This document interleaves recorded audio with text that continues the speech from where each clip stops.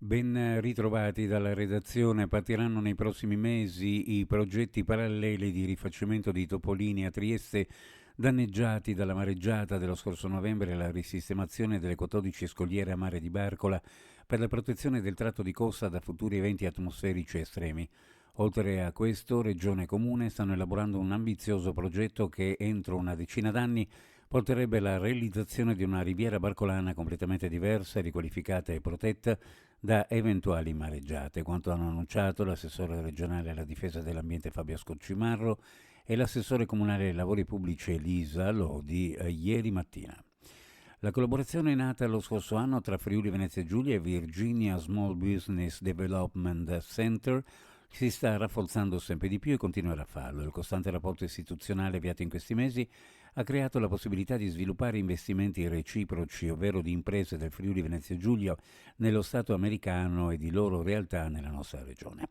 Lo ha detto il governatore del Friuli Venezia Giulia Massimiliano Fedriga al termine del business meeting organizzato a Palazzo della Regione a Trieste, al quale hanno preso parte la delegazione della Virginia, guidata da Virginia Small Business Development Center, è composta da 5 imprese dalla municipalità di Fairfax, il console generale degli Stati Uniti d'America a Milano, Douglas Benning, e i rappresentanti delle categorie economiche, dei cluster, del sistema della ricerca e dell'università, nonché dei consorzi di sviluppo industriale del Friuli Venezia Giulia. Cronaca un grave incidente in via Flavia Trieste ieri. Una ragazza di 24 anni è stata investita da uno scooter all'altezza del civico 22. La giovane, dopo essere stata sbalzata per 3 metri, ha riportato un grave trauma cranico. Inizialmente appariva confusa ma cosciente, poi ha avuto un peggioramento e ha perso conoscenza. È stata così rianimata e intubata sul posto per essere poi trasportata all'ospedale di Catinara in codice rosso, dove è stata portata in coma farmacologico in rianimazione sul posto anche le forze dell'ordine. Furto e vandalismo nella sede del gruppo degli Alpini a Cormons. L'incursione è avvenuta nella notte fra sabato e domenica in via Capriva.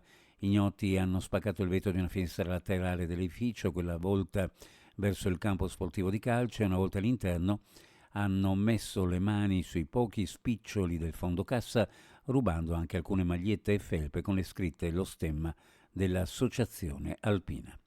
Uno sguardo alle previsioni meteorologiche: piogge temporalesche ed abbondanti e intense, molto intense sull'alta pianura, fascia prealpina e Carnia.